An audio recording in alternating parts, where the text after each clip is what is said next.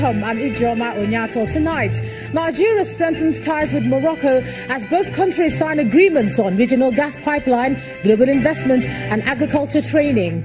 Vice President Yemi Osinbajo asked ministers of oil-producing nations in Africa to diversify economies away from dependence on oil.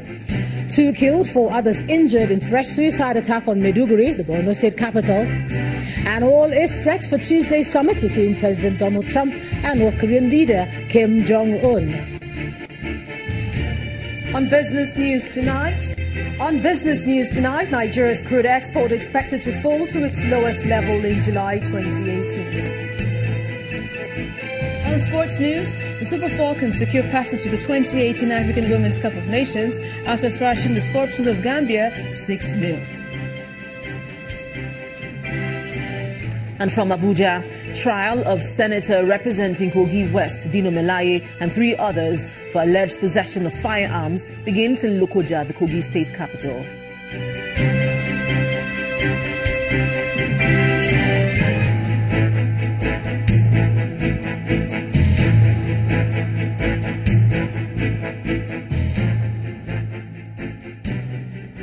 We begin tonight with the renewed commitments to the diplomatic relationship between Nigeria and Morocco, with the signing of 3 agreements by the leaders of both countries. President Muhammad Buhari and King Mohammed VI of Morocco met in Rabat, where they reaffirmed their commitments to fostering deeper bilateral cooperation and also agreed on gas transportation from Nigeria to the North African kingdom along the Atlantic coast. The 2 leaders also appreciated the significant progress made in the areas of agriculture, fertilizer production, energy infrastructure and mining. King Mohammed further commended President Buhari's leadership in the initiative against terrorism in the Lake Chad region and his efforts in the fight against corruption across Africa. While expressing deep concern about terrorism and the persistence of security threats in Africa, the 2 heads of state resolved to strengthen cooperation to combat radicalization in Africa and beyond. President Buhari's 2-day visit in Morocco is his first to the North African country since he became president in 2015. The visit is at the invitation of the Moroccan king, following prior engagements in December of 2016 during the king's official visit to Nigeria. The president returned to the country this evening. Now, President Muhammadu Buhari's visit to Morocco is a return to the visit to strengthen bilateral ties, which started in 2016. But beyond the paperwork, what does a partnership portend for both countries? Our Foreign Affairs correspondent Amarachi Ubani reports.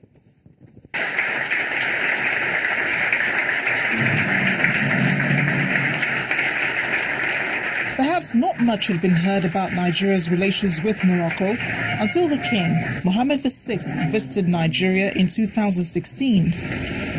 The king, leading a 300-man delegation, visited Nigeria for the first time since he ascended the throne on July 23, 1999.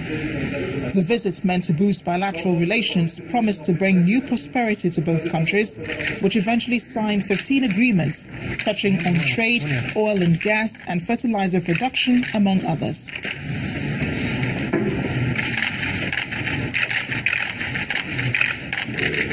The Minister of Foreign Affairs, Mr. Jeffrey Nyama, said there was a lot to gain, even for Africa, as Nigeria and Morocco were looking to providing a trans-Africa gas pipeline that will run along the coast of West Africa from Nigeria to Morocco, giving the region the potential to supply gas to Europe directly, thereby generating billions of dollars for both countries. While many praised the partnership and its many benefits, especially for Nigeria, others wondered what has been the real motive for this courted friendship. A year later, Morocco would make 2 very important requests. One, to rejoin the African Union after a 33-year hiatus, and the other to become a member of the ECOWAS. The requests were met with mixed reactions. Nigeria played safe by standing with the positions taken by both organizations, as analysts weighed in on the legality of Morocco's membership, especially of the African Union. The ECOWAS Assembly of Heads of States and Governments decided in principle to grant Morocco's application, but it raised questions such as geographical changes, leadership, and finally if Morocco had bribed her way through smaller member countries to support her move. Meanwhile, Morocco's membership of the African Union has not been finalized because of its refusal to recognize the Sahrawi people as a nation, and has decided that nations avoid trade with Morocco in phosphate, which is gotten from Sahrawi. Some analysts say Morocco abandons allies, dragging them into its own national problems, and leaves them out in the cold while dealing with its enemies. And as President Buhari makes this short retaliatory visit to Morocco and signs new deals promoting trade and cooperation in other areas, those same analysts say Nigeria should be looking out more for its own interests. Joining me to take a look at this two-day meeting is an Associate Professor of the Department of History and Strategic Studies, University of Lagos, Dr. David Awurawo. Thank you so much for joining us on the News at 10. Thank you. What do you think is significant about this meeting with Morocco for us at this time? That was quite a delegation that you saw there, that the King had sent. So what's significant for us now? Well, what is significant is that two African states are forging closer ties, and that should be gratifying. And then they've signed agreements on different issues: education cooperation, economic cooperation, oil and gas, and and things like that. These are things from which both countries are expected to benefit. So to that extent, it is significant for both countries. And in any case, for a long time, ties have not been this close. So when two countries are forging closer ties to promote cooperation for mutual benefit, is always a good thing. Yeah, well, you said something now, that ties have not been this close. You see observers and watchers wondering why Morocco is courting us at this time and why we're courting them. For instance, you see that there's been this bid for them to return to ECOWAS. Senegal, Cote d'Ivoire aren't quite as happy to have them return. Do you think this is all, in aid of that? Well, yes, to a large extent. If you look at the timing, the Moroccan delegation came to Nigeria in December 2016. In January 2017, Morocco was granted a return to the AU. We say a return because Morocco was never really a member of the AU. It was a member of the OAU. Left in 1984, yes, then returned to join the AU in 2017. Although there are still some problems along that, and because of certain disagreements between the position of Morocco and the rest of members of the African Union. Again, Morocco applied to join ECOWAS in February 2017. So are you tying the applications to return to the EU? They are ECOWAS intertwined. They are linked. You see, this is just the calculation. Morocco understands that Nigeria is the dominant country in West Africa, and that Nigeria is the country that would likely, if Morocco would join, would be allowed to join. Ultimately, Nigeria will play a significant role. And if there's a country that would perceive a threat to its dominance, at the forefront will be Nigeria. Of course, Senegal, Cote d'Ivoire, some other countries will also be there. So if Morocco is able to get Nigeria to its side, or get Nigeria enmeshed in a web of activities such as the agreements they are signing now, it will make it easier for Morocco to join the ECOWAS.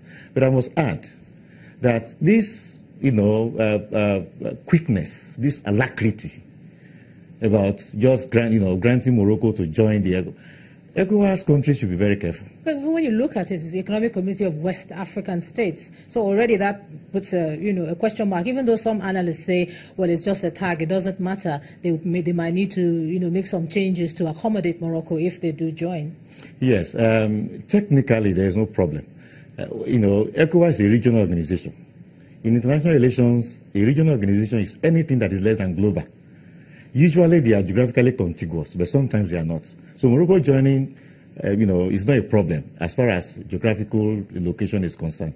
But there are other fundamental issues, such as regional organizations like ECOWAS, although they normally will commence with economic cooperation, cultural cooperation, things like that, the ultimate objective is political community.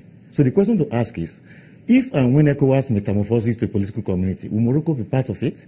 When they want to adopt a common currency, will Morocco be, on the same plane with African countries along that? Those are issues. Well, those are all questions to ask. But bringing it back to us now, looking at the agreements that were signed today on energy infrastructure, agriculture, we see us getting into such agreements. Do you think we gain as much as we hope? We will gain as much as we hope to gain on paper with Morocco finally now? Well, we should gain a lot. There is one problem that our foreign policy has had over the years, and that is not conducting our relations along the principle of quid pro quo, something for something. We need to do a careful analysis of what we stand to gain. All countries conduct their relations along the line of national interest. Nigeria can be too altruistic in its own approach to the conduct of foreign relations. That is what needs to be done. There needs to be a careful calculation of what we stand to gain. For instance, regarding ECOWAS, Nigeria should be worried because Morocco has a fairly vibrant, producing sector, industrial sector, and that will rival Nigeria and all that. So what needs to happen is for Nigeria to do a careful analysis of its interest, of what it stands to gain from all of these agreements before jumping into uncharted waters. All right, Associate Professor in the Department of History and Strategic Studies of UNILAG, thank you so much for joining us on the news at 10. Dr. David Awurawu, thank you so much. Thank you. Moving on to other stories now, the Vice President, Professor Yemi Osinbajo, is asking Africans to begin to think of a world without oil and instead use the revenues from oil and gas to diversify and develop infrastructure and human capital. Professor Osinbajo explains that oil and gas, which is a significant percentage of the budget in most African countries, may not be relevant in the global economies of tomorrow. He was speaking at the opening of the extraordinary session of the Council of Ministers of African Petroleum Producers Organization in the nation's capital, Abuja. Our correspondent Gloria Umezuke reports. This is the third appearance of the Vice President, Professor Yemi Osinbajo, at the extraordinary session of the Council of Ministers of African Petroleum Producers Organization, APO. APO has 18 countries as members of the organization, primarily set up to promote cooperation in petrochemical research and technology.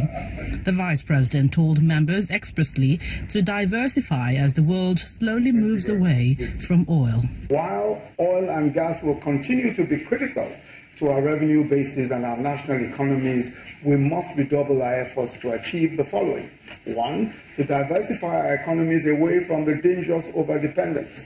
And 2, to ensure that we invest as much as is possible of today's current oil and gas revenues in the infrastructure and human capital that will underpin future economic growth and development. We must keep in mind that oil and gas are only guaranteed as today's resources and not necessarily tomorrow's. Member countries hope that this meeting would help straighten out grey areas. It is this unity and these ambitions for Africa that we are struggling to find. The APO can be a good instrument for security and the fight against energy and economic poverty. The reality is that all over Africa, there are new finds of oil. Massive exploration is going on. And everybody is enthused by the possibility of further harnessing new natural resource that we're going to use, to develop the continent. But the reality also is that finding the necessary finance for this is very difficult.